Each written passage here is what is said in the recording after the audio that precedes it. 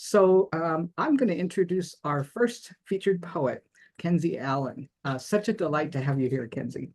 Kenzie Allen is a Haudenosaunee poet and multimodal artist. Her first book of poetry, Cloud Missives, was published by Tin House in 2024 and was named a finalist for the National Poetry Series, the Indigenous Voices Award, and the CLMP Firecracker Awards. And it was longlisted for the National Book Critics Circle Awards. Kenzie's the recipient of a 92 NY Discovery Prize, an inaugural James Welch Prize for Indigenous Poets, and she received fellowships from Vermont Studio Center, Aspen Writers Foundation, and INAPO, which is Indigenous Nations Poets. She's a first-generation descendant of the Oneida Nation of Wisconsin, and she teaches creative writing and Indigenous literatures at New York University in Toronto. I'm going to put a link in the chat in between poems so that you can not only purchase a copy of Cloud Missives if you like, but you can also learn more about Kenzie at her website. And Kenzie, welcome tonight, and thank you so much for being here. Thank you so much for having me, Yawanko. Thank you so much. And I'm so happy that you've all made it here tonight. I am really thrilled, particularly because I didn't have the exposure to SoFloPoJo. I'm very fond of that moniker as well. And I was introduced to it through Christina Linson's beautiful review of Cloud Missives that appeared in the journal. And so I have to give a huge shout out to Christina for the work that she does, because she's also editing the reviews section in general as well, right? Like, she does quite a lot of work for this. So I want to give my note of appreciation to Christina. And Judy, thank you so much for organizing this and for all the work you do. Thank you, Michael. Thank you, Lenny. And thanks, Mike, for sharing the stage tonight together. I'm really excited to get to hear your work.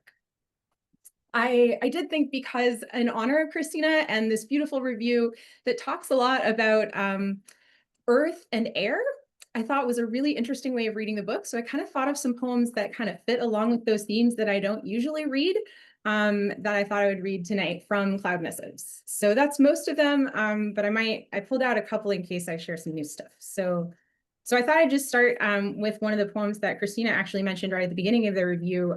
That is a poem I don't read a lot because it was written very late for the book as a kind of way of drawing everything together. And I didn't realize that you would sometimes need a poem like that until you got right up to the point of having to write it.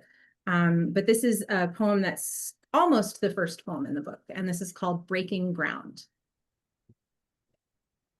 I enter the grave site. No catacomb, no bower.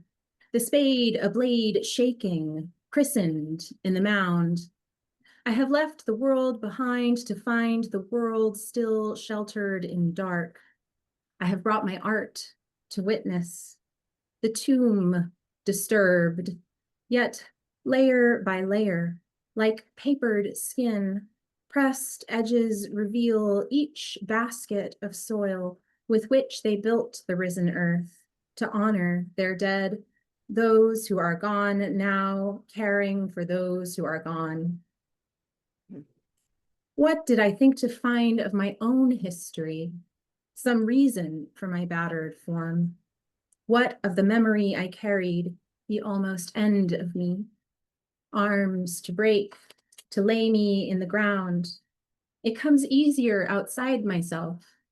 The story I give to the buried, the salt on my tongue.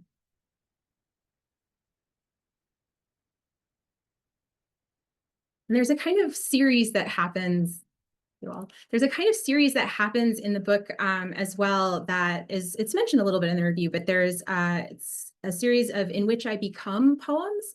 And it's really like the speaker is becoming themselves, but they're doing it either in light of or after these pop culture figures or cultural figures. So it's either against the idea of, say, Tiger Lily or Pocahontas in the Disney versions, and toward another figure like Sky Woman.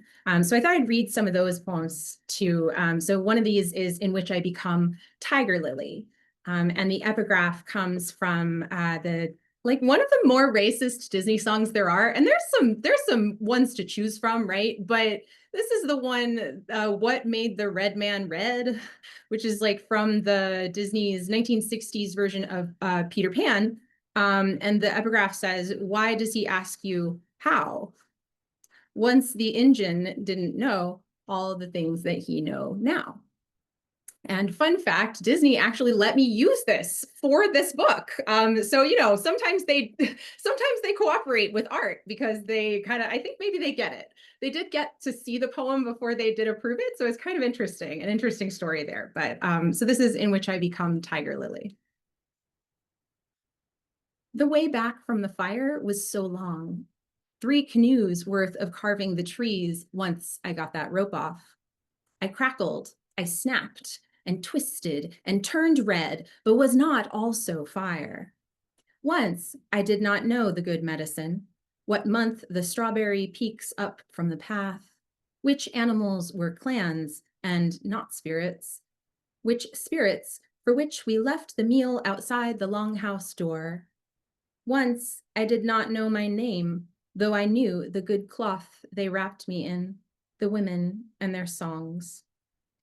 No matter how tightly I am chained to an anchor, no matter which waterway I sail upon, it is in the fields mother calls to me, always en route, FaceTimes another powwow, another blood discussion. I am brown in summer like fish skin crisped in a pan, but never brown enough. I love a man to Punnett squares. I tear my own teeth out on unseen, no violence like it made me, rage like it rocked me to sleep. Sometimes the rope was even a comfort, like a bruise, visible. Some nights I wished for that from him. But no one wishes for the tongue tie, lockjaw, for the smoke signal to work only one way. No one asks the red woman what made her. Once I did not know, and I asked, how can one hurt a fire? If the skin is already bubbled and charred, how can one wound a wound? But it deepens with each new smile I learn.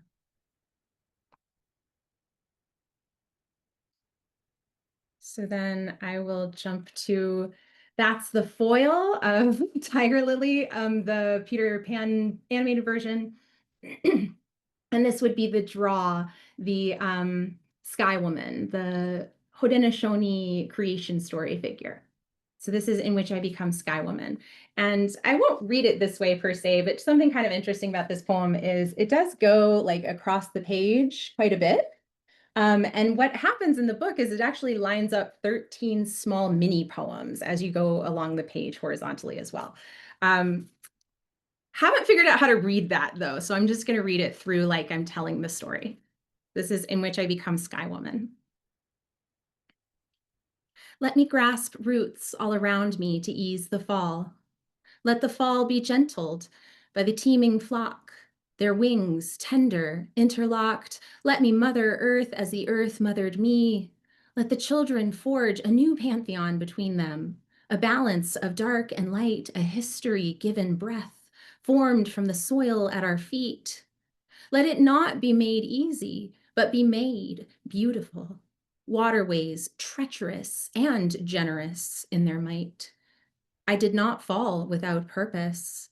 It was no mistake that saw me leave the sky. This is the story in which I throw myself into the blue with my whole heart, to see to the world beyond. The world at my back names me, and so do I. Let me make a new legacy, a becoming to tell stories about around a strong fire. She who brought the medicine, nourishing our people, inspired the animals in their goodness to create the land. Let me be remembered for all I made and cherished for all I gave.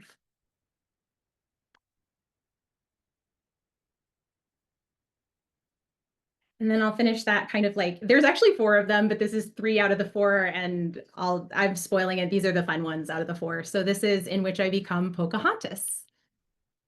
And this is actually, I might skip that one. I feel like, yeah, I might skip ahead. I'm going to skip ahead. This is actually maybe even darker than the Disney Pocahontas. This is in which I become essentially an evil queen for about 12 poems here. I'm not going to read all those, but there is a sequence of some poems where the speaker becomes the evil queen. And so let's go into some of those. This is Letters I Don't Send #2. She had decided at last to become the villain. Floor-grasping sequined lame on offer in Joanne's bargain bin, smoke bombs handy in the basement where he'd left his stash of pyrotechnics and an empty plastic whiskey jug. Even the crows seemed cooperative, now drawn to the shine of her malice. Her fingernails sharp, narcissistic and manipulative. Weren't those your exact words? She becomes her own reflection. She asks her reflection, what's fair?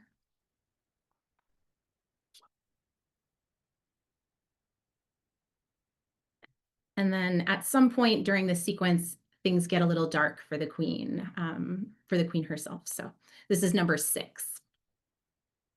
Some mornings, the queen emerges from her bedroom, bleary, bruised, skin paler than she's ever seen it, a bone china patterned in blue and gray. She enters the golden carriage, surveys her domain. Did she know there'd be grief lingering in those lands, crying all over the countryside, wheat fields bent low, thatched roof houses drooped in rain, relentless rain, a storm, she's told, surely of her own making. And yet I remember those many days of downpour as welcome friend, my own likeness shone back to me, a sky I could finally recognize, be recognized by, a garden of cinders. She wanders the deepest woods she can find. She makes her offerings to the earth.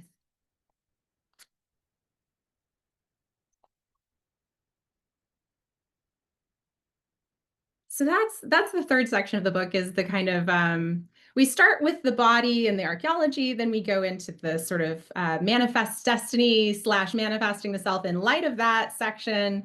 Then we go to the evil queen for a little while, and then we come to love songs. So I'm gonna just bring us home with some love songs. So this one's in honor of my mom, who did make the trip to Toronto and is somewhere downstairs tonight, made the trip around the Great Lakes, which is very appropriate because this poem was inspired by her. This is an ode to puddle jumpers and chicken buses.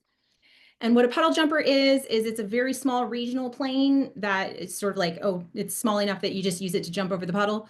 And a chicken bus is kind of similar, a regional bus that services very small areas on which sometimes you might find chickens. So that's kind of like both parts of my family's culture has something to do with puddle jumpers and chicken buses. So this is Ode to Puddle Jumpers and Chicken Buses. Amid the rattles and jolts, in my dream, my mother is stuffing her mouth with silk. How much can you fit in a thimble? She asks, degusting the loveliest scarf, monogrammed with my name, an heirloom, so she says. What heirlooms have I to offer? The seats unmoor, the bolts unglue. At any moment, the whole chassis might well be thrown down a cliff. Round the bends, sometimes you pray for your life. Sometimes you marvel at the mountainous green or white beyond the windows. A kind of home I can hear coming, creaking fit to split me wide as no room allows. In the back, a burst of clucks and caws, a small party of farmers hailing from rows 10 through 12, clacked knitting needles too, a trio of scarf ladies, all elbows nearly interlocked, furiously weaving, crabbed hands and small homely motions, forming a new scarf from a rough ball of yarn. I fall asleep, but no yarn is eaten. Lord, the smell, the crowing of where to find the best ice fishing, mangoes, roadside stands full of kitsch. I look for my mother. I want to tell her to look out the window. A turbulence beckons, a crazed horizon. Everything's gone so far sideways it might roll right over. The air so full of updraft, I've heard it described as a minefield of elevators. Soon as I'm arrived, I want back up again. I can almost understand my place in it. where all I can see becomes circles and lines, silos, irrigation, the winding crevice thickened up in snowmelt, the smallest tributary threading through a valley long before I arrive. Surprised any green is left. Everything is a floodplain eventually, but the spaces are there now. To the res and back again, the small places serviced by the smaller planes. Let there be paths among the thermals, the sudden tractor beam. Let the driver have mastered it, jarred comfort, teetered calm, the wild roll of the chicken bus, lulled in crashed up against, and I suppose I did that all my life.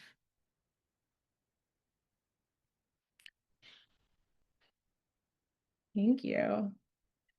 I have one more that I'll leave us with, and that's a brand new poem, or it's a little bit brand new, but it's from a new project, but it's also a love poem of a different kind. So this is a poem, the title comes after a title by the Norwegian poet Helga Torvund, and the title that he writes is Lyset du treng finst, which is, I'm translating it as The Light That You Need Exists. So this is The Light That You Need Exists. The swallows seek it out each morning and must dream of it too, heads wing-tucked in that way we call tenderness. I never knew enough to imagine you.